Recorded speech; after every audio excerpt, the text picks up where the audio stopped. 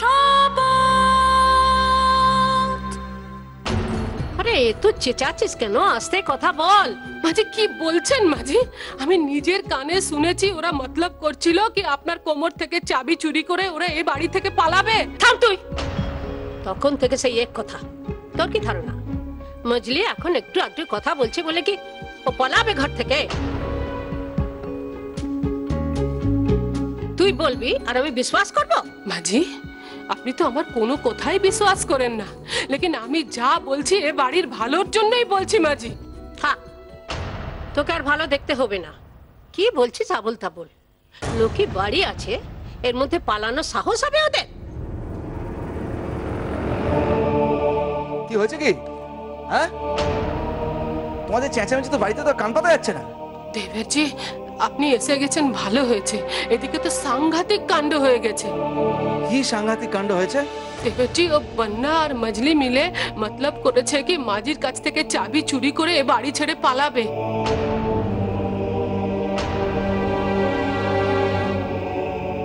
চাবি চুরি করেছে? মা নাও, ডুপ্লিকেটটা আমি আমার কাছে রেখে দিলাম, আসলটা নিজের কোমরে গুঁজে রাখো না। আর বাড়ি বাড়ি এসব কি বলছে? বোঝাও, সব শুধু বাড়িতে অশান্তি বাড়ি লাভ আছে?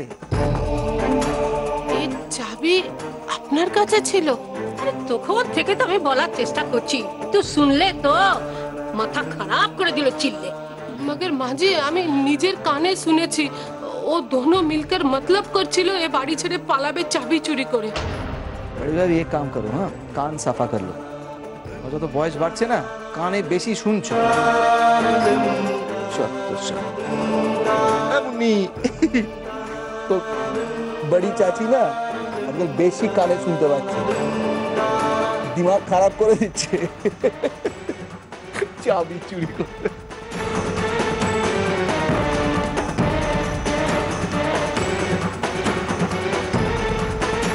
আমার কান খারাপ, আমি পাগল ছাগল? সব তোর জন্য মজলি, তোর আর বন্যার জন্য। আমি তোদের কাউকে ছাড়বো না, এর শোধ নেব। শুধু প্রমাণটা হাতে আসুক, সবার মুখ আমি বন্ধ করব।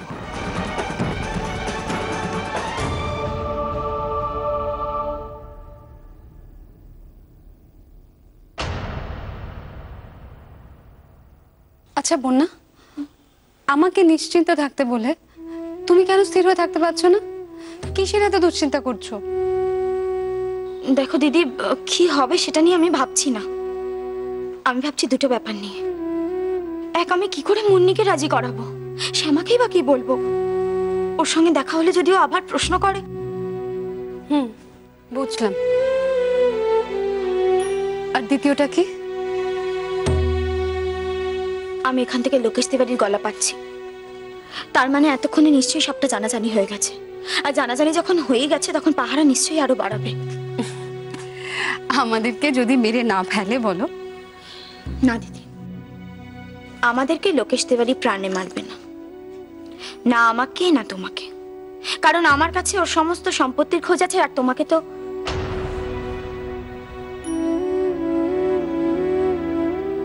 দিদি।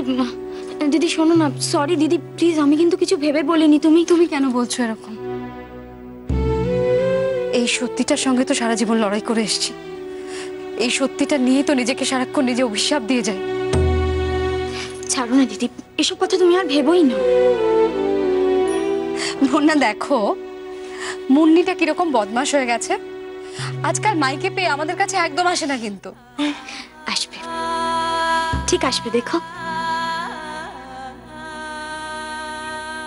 বন্যা দেখো, নাম করতে করতেই কে চলে এসছে।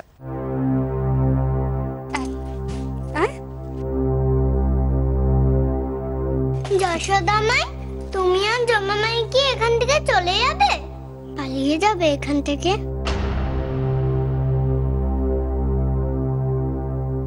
কেন রে মুন্নি, তোকে কেউ এসব কথা বলেছে? হ্যাঁ, বাড়ি চাচি বলছিল দাদিকে, আমি শুনলাম। আর কি বলছিল? এই শোন, তোর বাবুজি ছিল ওখানে? ছিল তো, দাদি আর বাবুজি বাড়ি চাচিকে খুব বকা দিয়েছে। ওমা, সে কি? কেন, কি বলেছে? বলেছে বাড়ির কাছে শুধু মিথ্যা কথা বলে, আর বলেছে কান সাফ করতে। যশোদামাই, তোমরা কি সত্যি সত্যি চলে যাবে? মুন্নি, তোর তো নিশ্চয়ই খিদে পেয়ে গেছে না? তোকে কিছু বানিয়ে দেবো, খাবি? খিদে তো পেয়েছে, আমি তো শ্যামামাইকে বলেছি, এখনো তো খাবার নিয়ে আসলো না। আচ্ছা ঠিক আছে, আমি কিছু বানিয়ে দিচ্ছি। চল চটপট আমি তোর জন্য কিছু বানিয়ে দিই। হুম,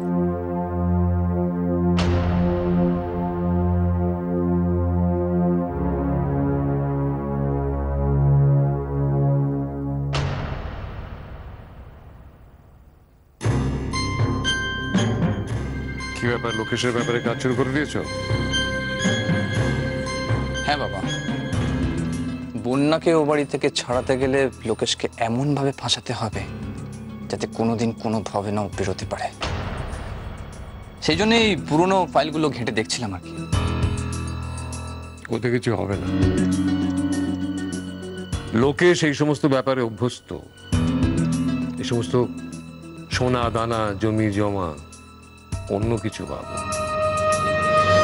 অন্য কিছু মানে? যেমন ধরো,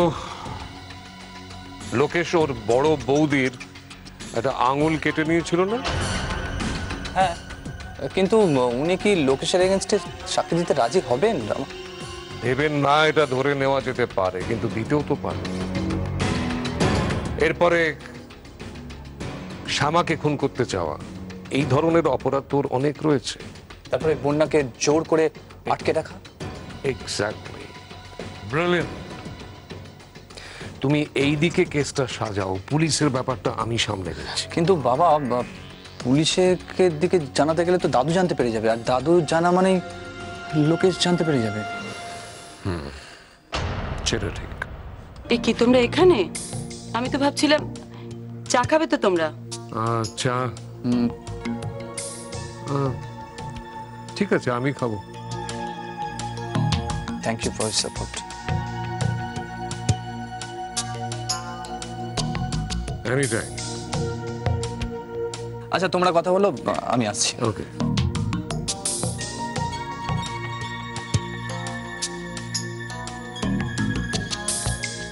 কি ব্যাপার অংশ? দীপ কি লুকোচ্ছিল আমার থেকে?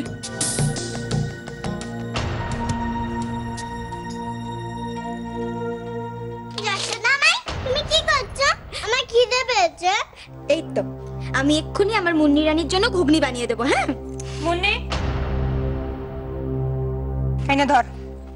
আমি তোকে বললাম না আমি তোর জন্য খাবার নিয়ে আসছি? তোর সানা না তোর? আমি এক্ষুনি ঘুগনি বানিয়ে দেবো, মুড়ির সাথে খেতে খুব ভালো লাগবে, আমারও খুব ভালো লাগে। শ্যামা, এই বাড়িতে কারুর হাতে আমার বাচ্চাকে খেতে দিবি না। শালা কাউকে বিশ্বাস করবি, কে জানে কি খাইয়ে দেবে। বিশেষ করে একে তো নয়।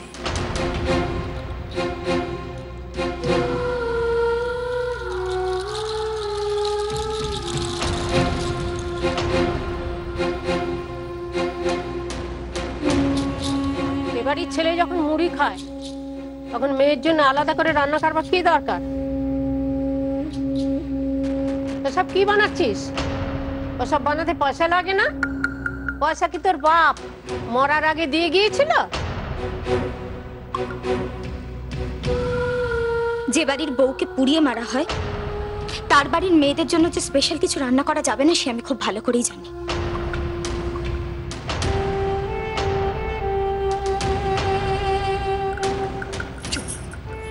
একদম চুপ করে যাবো না, সব ব্যাপারে তোমার কথা বলার একদম দরকার নেই। হ্যাঁ, যাও এখান থেকে, এখানে একদম অশান্তি করবে না তুমি, যাও। এই ছোটি বাবু, ওকে বলে দে তোর মেয়ের কাছে যেন না ঘেঁষে, ওর ছায়াও এ বাড়িতে পাপ।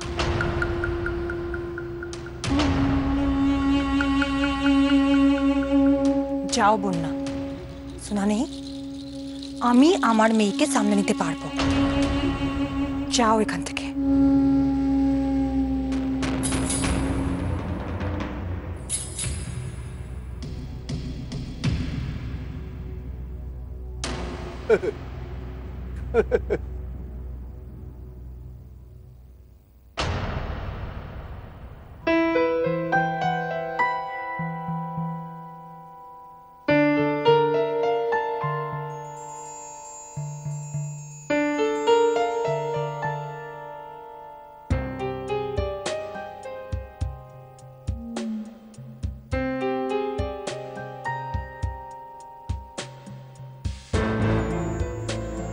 লোকেশের বাড়িতে পুলিশ গেলে তোমার বাবা বিরক্ত হতে পারেন, লোকেশকে অ্যালার্ট করে দিতে পারেন, মানে আগে যা যা করেছেন এইসব আর কি।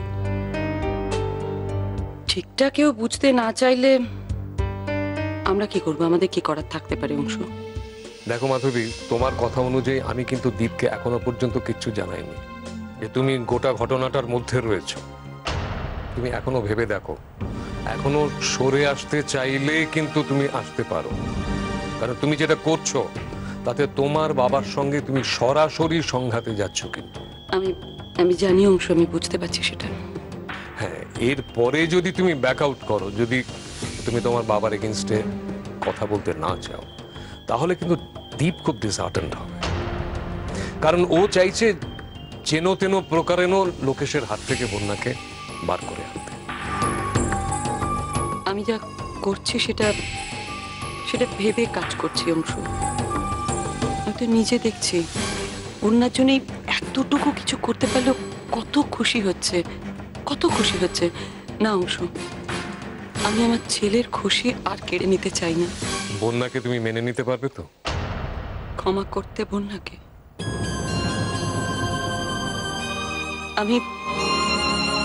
আমি নিজে গিয়ে ওখানে দেখে এসেছি, ওই মেয়েটার সবকিছু হারিয়ে এই রাক্ষসপুরীতে কিভাবে দিনের পর দিন জীবনযাপন করছে।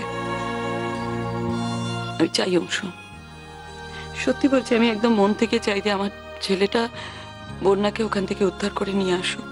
রাক্ষসপুরী থেকে আসার পর সীতার কিন্তু অগ্নি পরীক্ষা হয়েছিল। তুমি কি বন্যার অগ্নি পরীক্ষা নেবে? আমি রসুলপুরে গিয়ে নিজে চোখে দেখেছি। ইনফ্যাক্ট বন্যাকে দেখতেই আমি রসুলপুরে গিয়েছিলাম। আমি নিজে চোখে দেখেছি যে আগুনে পড়ে বন্যা কি করে একটু একটু করে খাঁটি সোনা হয়ে উঠছে। অংশ, আমি সেদিন বন্যার চোখের দিকে তাকাতে পারিনি। আচ্ছা, আমার এই মাধবী এতদিন ছিল কোথায়? I am really proud of you. থাক অংশু, ছেলে বড় হয়ে গেছে, ছেলের বউ বাড়িতে আসছে, এখন আর অত প্রেম দেখাতে হবে না। তোমার ফোনটা দাও তো। কেন? আমার নিজের পরিচয় দিয়ে থানায় কমপ্লেনটা লেখাবো, তাতে হয়তো কাজ হতে পারে। দাও।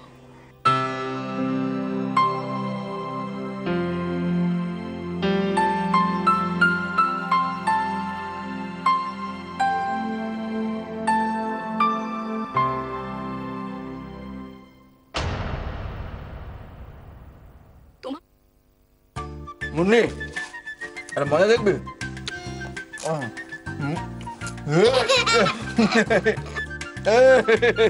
সবজি আবার করো। করছি তুই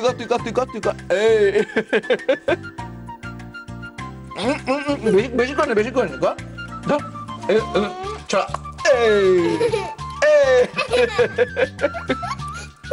এই যে এভাবে তো মুড়িগুলো নষ্ট হচ্ছে না? কি হয়েছে? মুড়ি নষ্ট হচ্ছে তো কি? আমার বেটি খেলবে না নাকি? হ্যাঁ,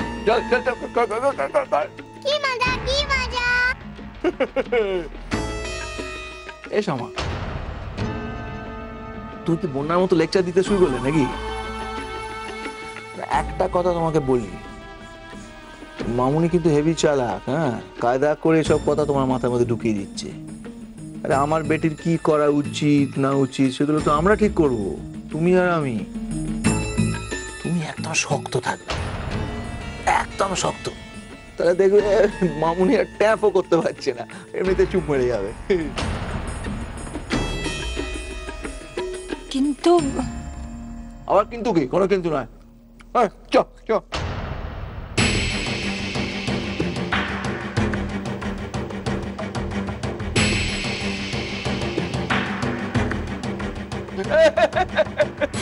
কি হচ্ছে কি এসব?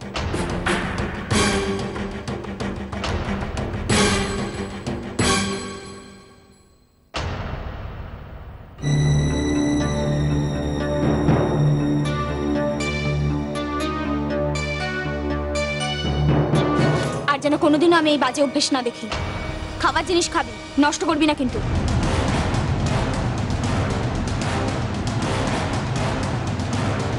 শোনো বন্যা, তুমি সব সময় সব ব্যাপারে কেন তো জ্ঞান দাও বলো তো?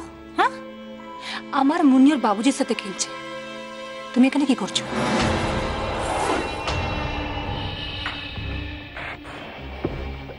কিন্তু শ্যামা, তুমি তো জানো খাবার নষ্ট করতে নেই, তাহলে কেন এই বাচ্চাটাকে এইভাবে খারাপ অভ্যেস শেখাচ্ছ তুমি?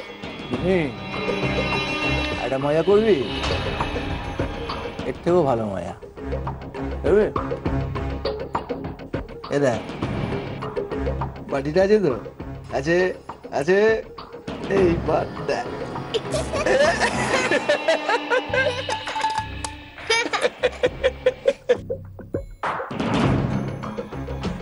मजली, তোর আজকাল বহুত বার বেড়েছে।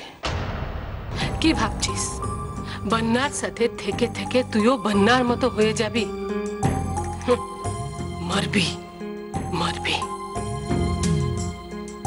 দেখ মজলি, সামা এখন ফিরে এসেছে। দেবরজি ওর সাথে মেয়ে নিয়ে সুখে সংসার করছে। বন্যার এখানে কোন কাম?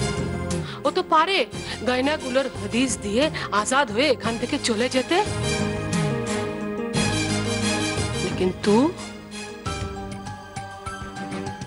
কি ভাবছিস? तू भी বন্যার মতো আজাদ পঞ্ছি হয়ে যাবি? কখনো না।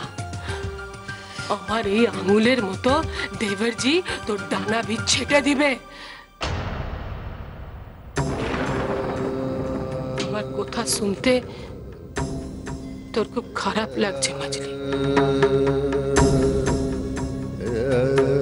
लेकिन तू सुन ले, আমাদের একটাই পরিচয়। আমরা এই তিওয়ারি বাড়ির দুই বিধবা বউ, এর বাইরে আমাদের কোনো পরিচয় নেই। দেবরজি হতে দিবে না।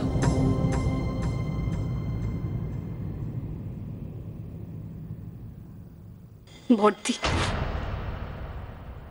তুমি তোমার স্বামীর খুনিকে এত সহজে ভুলে গেল? আমি ভুলিনি। ওই লোকটা বিয়ের রাতে আমার স্বামীকে খুন করেছিল। সেই ঘটনাটা যেমন তুমি ভুলতে পারোনি, তাই তোমার আমার উপরে এত রাগ। আমিও ভুলিনি। তোমাদের ওই লোকেশ তিওয়ারি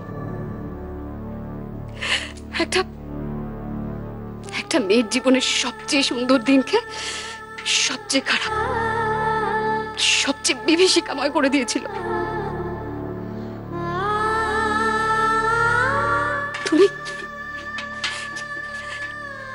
তুমি পারো দিদি, তোমার কোনো অসুবিধা হয়তো হয় না, কিন্তু ওই লোকটার দেওয়া খাবার মুখে তুলতে আমার ঘেন্না হয়।